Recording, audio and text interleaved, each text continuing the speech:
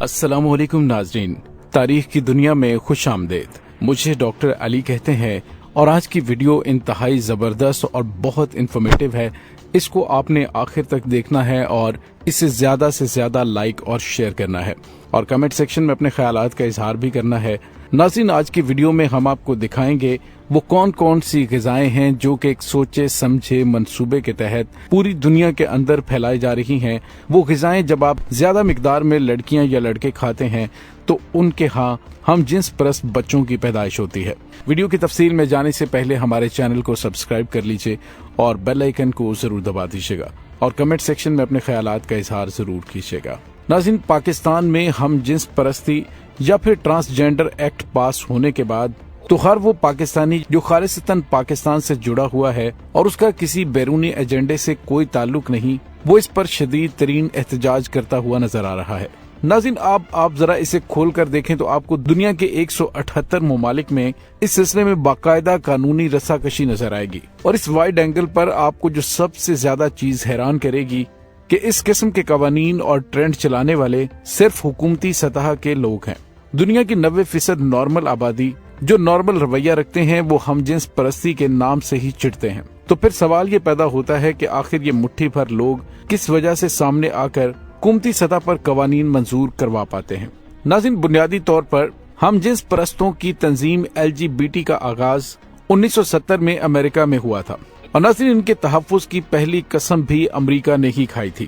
ناظرین، سوال یہ پیدا ہوتا ہے کہ اس وقت دنیا بھر میں سینکڑوں مسائل منہ کھولے ہوئے کھڑے ہیں، اور وسائل کی کمی کی وجہ سے ہر سال لاکھوں لوگ اپنی جانیں اور وسائل قربان کرتے ہیں۔ ان کے حق میں انسانی حقوق کے لیے لڑنے والی تنظیمیں آئے روز عالمی میڈیا پر حکام بالا کو خبردار کرتی ہوئی نظر آتی ہیں، لیکن امریکہ نے دنیا کی ایک بڑی میجورٹی کے مسائل کو پس پشت ڈالتے ہوئے مسائل کو چھوڑ کر ایک بہت چھوٹی کمیونٹی کے بے بنیاد مسئلے کو حل کرنے کے لیے اپنی تمام تر طاقت صرف کر دی ہے۔ اور امریکہ نے بڑے بڑے مصنفوں اور ریسرچرز اور ذہن سازی کرنے والوں کے ذریعے یہ موقف عام کرنے کی کوشش کی کہ اگر دو مردوں یا دو عورتوں کے آپس کے تعلق سے انہیں تسکین ملتی ہے تو پھر اس میں برائی کیا ہے؟ ناظرین، بہت سارے رائٹرز نے خواجہ سراؤں یا ان کے مسائل کے حوالے سے کسی قسم کی بات نہیں کی، بلکہ تمام تر توجہ LGBT نامی اس تنظیم کی اس موقف کے حوالے سے ترویج کی جا رہی ہے کہ دو مردوں یا دو عورتوں کے درمیان جنسی تعلق کے حوالے سے قانونی طور پر تحفظ ہونا چاہیے۔ ناظرین، 1970 سے 1991 تک یہ بحث کہیں نرم تو کہیں سخت موقف کے ساتھ جاری رہی، اور ناظرین یہی کہا جاتا رہا کہ دو عورتوں اور دو مردوں کے آپس کے جنسی تعلقات میں آخر مسئلہ کیا ہے، اور ہم جنس پرست پوری دنیا میں اپنے اس حوالے سے احتجاج بھی ریکارڈ کرواتے رہے۔ کہانی دلچسپ مرحلے میں تب داخل ہوتی ہے کہ جب 1992 میں اقوام متحدہ کی جانب سے ایجنڈا 21 کا سٹرکچر پیش کیا جاتا ہے، جس میں بہت ہی اخلاقی لیول کے ساتھ درج ہے کہ زمین پر وسائل کو قابل استعمال بنانے اور آبادی کو کنٹرول کرنے کے لیے پالیسی اپنائی جائے گی۔ ناظرین، یہ بہت لمبی ڈیٹیل ہے، آپ اسے ان کی آفیشیل سائٹ پر جا کر پڑھ سکتے ہیں۔ ناظرین، اب سوال یہ ہے کہ یورپ میں تو پچھلی 2 صدیوں سے آبادی کا تناسب گھاٹے کا شکار ہے، اور آج بھی وہاں پر نوجوان باپ بننے کا مطلب سنہرے دنوں کو کچرے کے ڈبے میں پھینکنے کے مترادف سمجھتا ہے، اور جو نوجوان باپ بن چکے ہیں وہ اپنی ازدواجی زندگی میں بہت زیادہ ڈسٹرب اور پریشان ہیں۔ تو ناظرین، اقوام متحدہ کی جانب سے آبادی کم کرنے کا یہ اشارہ کن کی جانب ہے؟ اب ایجنڈا 21 1992 کے بعد LGBT کے گروپ پہلے سے زیادہ شدت کے ساتھ اور منظم طریقے سے سامنے آئے، اور حیرت انگیز طور پر عوامی مخالفت کے باوجود یکے بعد دیگرے 113 ممالک میں اس قانون کو پاس کروایا گیا، اور افسوسناک بات یہ ہے کہ اس میں 9 مسلم ممالک بھی شامل ہیں۔ ناظرین، اب سوال یہ پیدا ہوتا ہے کہ کیا دو مردوں اور دو عورتوں کے درمیان جنسی تعلق کیا بہت ہی اہم مسئلہ تھا کہ یکے بعد دیگرے یہ ہر ملک کے اندر ٹاپ ٹرینڈ بنتا گیا، اور عوامی مخالفت کے باوجود اس کا بل منظور ہوتا گیا؟ ناظرین، جتنے حقائق میں نے آپ کے سامنے رکھے ہیں، اس سے آپ کو یوں لگ رہا ہوگا کہ یہ عالمی سطح پر آبادی کنٹرول کرنے کا ایک عالمی ایجنڈا ہے۔ ناظرین، اب سوال یہ پیدا ہوتا ہے کہ یہ ہم جنس پرست دنیا کی آبادی کا 1 یا 2% ہیں، تو اس سے پوری دنیا کی آبادی کو کیا فرق پڑے گا؟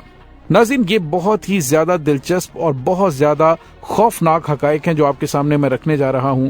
تو اس سے مردوں کے سپرم یا تو بیکار ہو جاتے ہیں یا ایسی پروڈکشن کرتے ہیں جو کہ نامکمل ہوتی ہے۔ یعنی جنسی طور پر جو مادہ بچے کی پیدائش کرتا ہے وہ بیکار ہو جاتا ہے.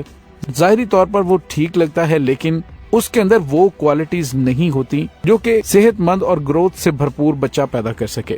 ناظرین، اب ان غذاؤں کے استعمال سے نامکمل بچے پیدا ہونے کی بے شمار اقسام ہیں، جن میں سے ایک قابل ذکر گے جین زدہ بچوں کا پیدا ہونا ہے.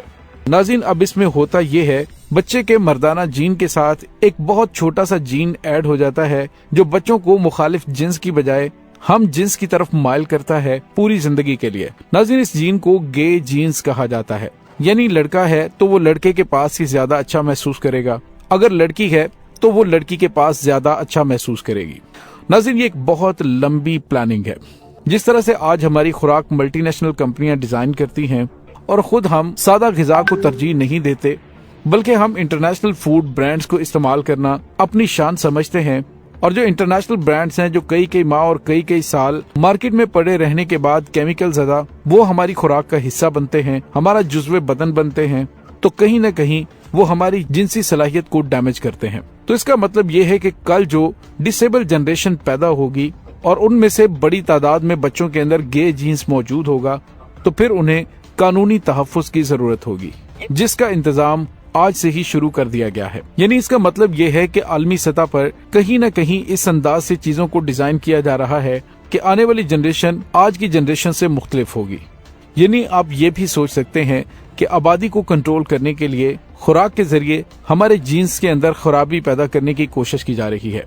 ایک بیکار سپرم جب ایک نامکمل بچہ پیدا کرے گا تو ایسے ہزاروں بچوں کے بعد آپ سوچ سکتے ہیں کہ دنیا کا فیوچر کیسا ہوگا. ظاہر سی بات ہے کہ اگر کوئی نوجوان مخالف جنس میں انٹرسٹ نہیں لیتا تو وہ بچے کہاں سے پیدا کرے گا. اور ناظرین، یہی وہ فیوچر گیم ہے جس کے لیے اقوام متحدہ بیک فیس پر ایک گھنونے منصوبے کی تکمیل کے لیے کام کر رہا ہے.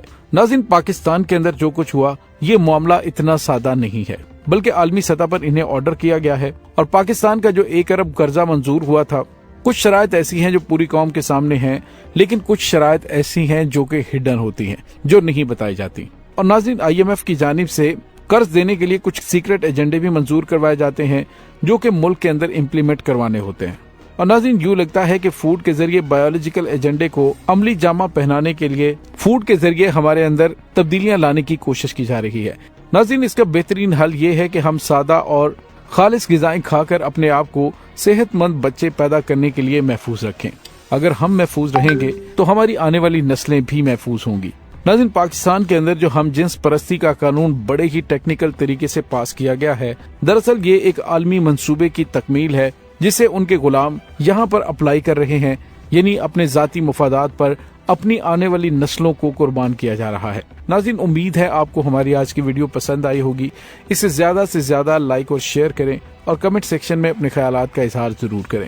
اس کے ساتھ ہی ڈاکٹر علی کو اجازت دیجیے. انشاءاللہ بہت جلد ملتے ہیں ایک نئی ویڈیو میں. تب تک کے لیے اپنا بہت سارا خیال رکھیے گا. اللہ وارث.